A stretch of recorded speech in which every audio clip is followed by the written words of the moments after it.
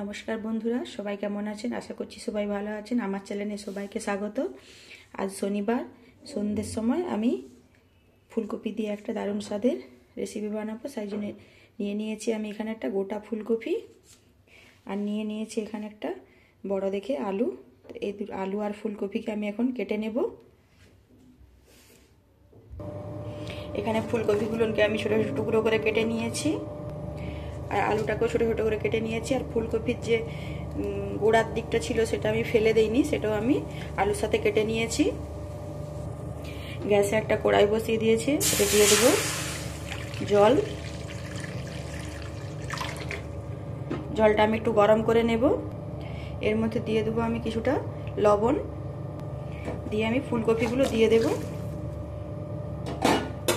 ফুলকপিগুলো লবণ জলে একটুখানি আমি ভাপিয়ে নেব সামান্য, কেননা এখনের ফুলকপিতে পোকার উপদ্রব খুবই বেশি থাকে। এইভাবে করে নিলে পোকা যা থাকবে সব কিছু মরে যাবে। ফুটে উঠেছে, এটাকে আমি এখন নামিয়ে নেব। কড়া ধুয়ে বসিয়ে দিয়েছি, এর মধ্যে দিয়ে দেব আমি কিছুটা তেল। ফোড়নে দেবো একটা শুকনো লঙ্কা, দেবো 1 চামচ জিরে, দেব হিং। হিংটা দেবেন, হিংটা দিলে খুব সুন্দর স্বাদ হবে। আর এর মধ্যে দেব আমি কিছু গরম মশলা, এলাচ, দারচিনি, লবঙ্গ দিয়ে সবকে ভালো করে ভেজে নেব। গরম মশলা থেকে যখন ভাজার গন্ধ বেরোবে তখন এর মধ্যে দিয়ে কেটে রাখা আলুগুলো দিয়ে দেব। সবকে ভালো করে নাড়াচাড়া করে নেব। আমার এখানে কিছুটা গাজর ছিল, আমি সেই গাজরটাও কুচিয়ে নিয়েছি, সেটাও দিয়ে দিলাম। আপনাদের হাতের সামনে থাকলে দেবেন, না হয়তো দেওয়ার দরকার নেই। আমার কাছে ছিল তাই আমি দিয়ে দিলাম। এখন এর মধ্যে দিয়ে দেবো আদা আর কাঁচা লঙ্কা, আমি থেতো করে রেখেছিলাম, সেটাও এর মধ্যে দিয়ে দিলাম। সবকে একসাথে ভালো করে নাড়াচাড়া করে ভেজে নেব। এর মধ্যে আমি কপিগুলো অ্যাড করে দেব। সব কিছুকে আবার ভালো করে মিক্স করে নেব। আলু, ফুলকপি সব একসাথে সব কিছুকে আমি এখানে ভালো করে ভেজে নিয়েছি। এখন এর মধ্যে আমি অ্যাড করব লঙ্কা গুঁড়ো, হলুদ গুঁড়ো, সব কিছুকে ভালো করে মিক্স করে নেব।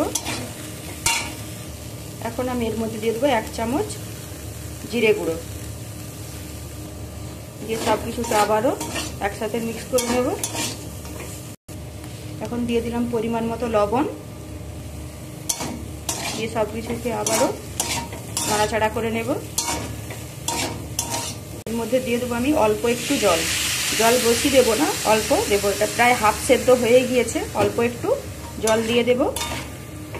দিয়ে ঢাকা দিয়ে সব কিছুকে আর একটু সেদ্ধ করে নেব। এখন এর মধ্যে দিয়ে দেবো কুচিয়ে রাখা ধনেপাতা। ধনেপাতাটা অবশ্যই দেবেন, আর শীতের সময় তো ধনেপাতা অ্যাভেলেবেল সবার বাড়িতেই প্রায়, খুব সুন্দর লাগে। আর দিয়ে দেব কিছুটা ভাজা বাদাম, দিয়ে সবকে একসাথে মিক্স করে নেব। আর এখানে আমি দিয়ে দেবো একটু অল্প পরিমাণে চিনি।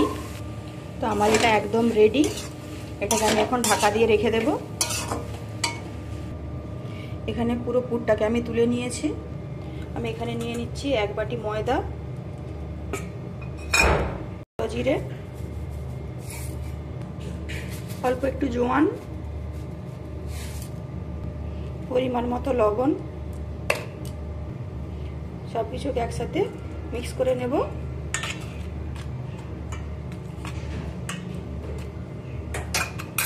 এখন এর মধ্যে দিয়ে দেবো আমি কিছুটা পরিমাণ সাদা তেল,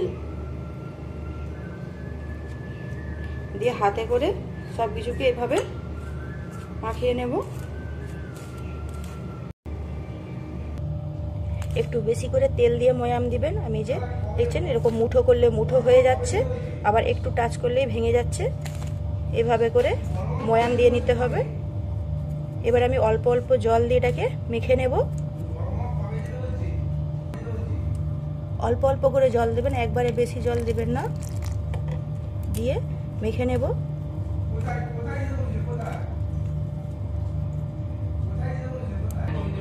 এইভাবে করে 15-20 মিনিট রেস্টে রেখে দিয়েছিলাম, তারপরে এভাবে করে আরেকটু আমি দোলা দিয়ে নেব।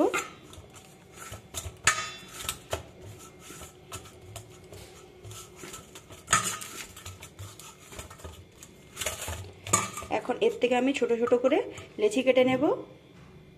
সেখান থেকে আমার এরকম ছোটা লেচি কেটে নিয়েছি। এবার এগুলোকে আমি বেলে নেব।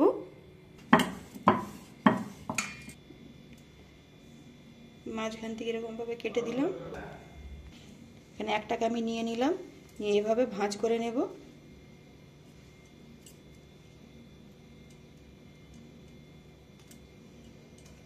এর ভিতরে রাখবো।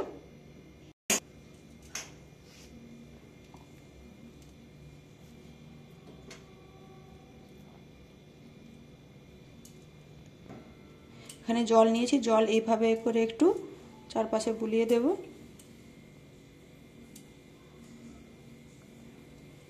দিয়ে এভাবে করে মুড়ে নেব।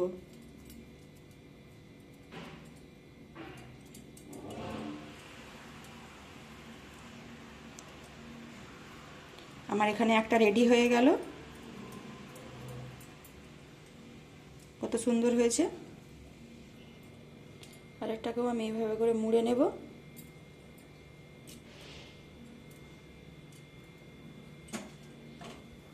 এর মধ্যে দিয়ে দেবো পুর।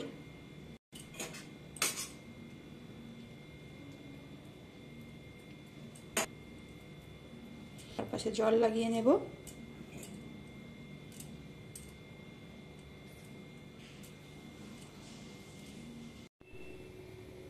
এখানে আমি চারটা রেডি করে নিয়েছি। প্রথমে এই চারটা আমি ভেজে নেব। এখানে কড়াইয়ে কিছুটা তেল গরম করতে দিয়েছি। একটা একটা করে আমি এখন দিয়ে দেবো তেলের মধ্যে।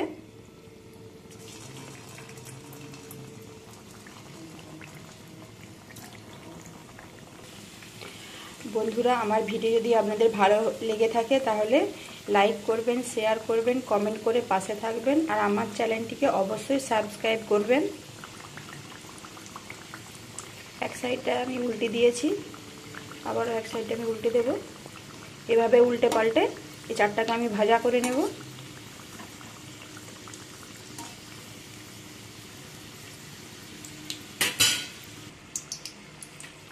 এখানে এই চারটে আমার ভাজা হয়ে গিয়েছে।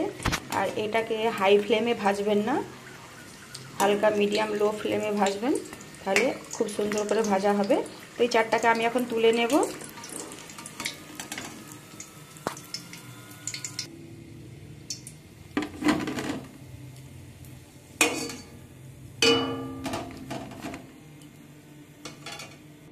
এখানে আমার আরও চারটা হয়ে গেছে, এই চারটাকে আমি ভেজে নেব।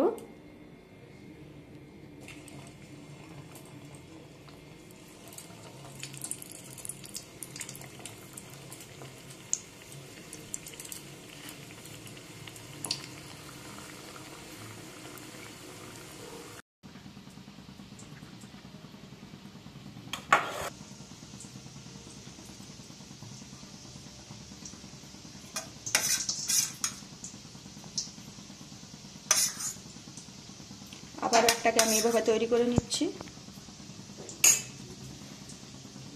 ভেতরে একটু চেপে চেপে পুরটাকে ঢুকিয়ে দেব।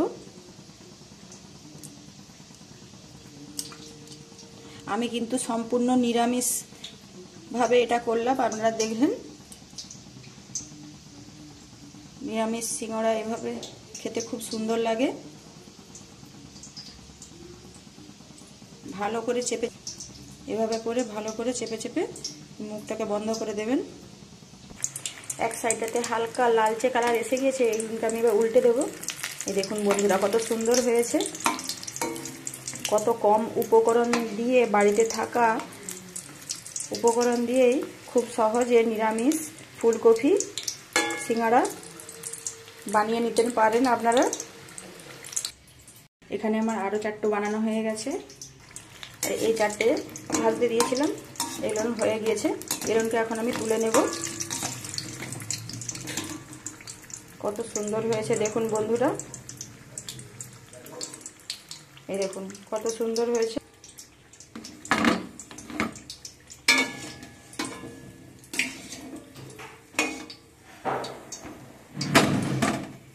এখানে সব সিঙ্গড়াগুলো ভাজা করে নিয়েছি, তো দেখতে পাচ্ছেন বন্ধুরা কত সুন্দর হয়েছে। আর আমার এই ভিডিও যদি আপনাদের ভালো লেগে থাকে তাহলে অবশ্যই লাইক করবেন, কমেন্ট করবেন, সাবস্ক্রাইব করে পাশে থাকবেন। আবারও আপনাদের সাথে দেখা হবে নতুন কোনো রেসিপি নিয়ে।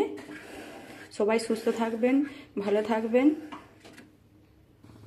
তো এখানে রেডি, সন্ধ্যের সময় গরম গরম 1 কাপ চা আর সিঙ্গড়া নিয়ে।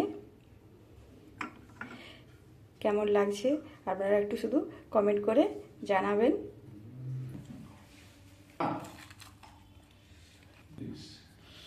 গরম গরম চা, তার সাথে সিঙ্গড়া, দারুণ দারুণ। একবার বাড়িতে বানিয়ে খাবেন বন্ধুরা।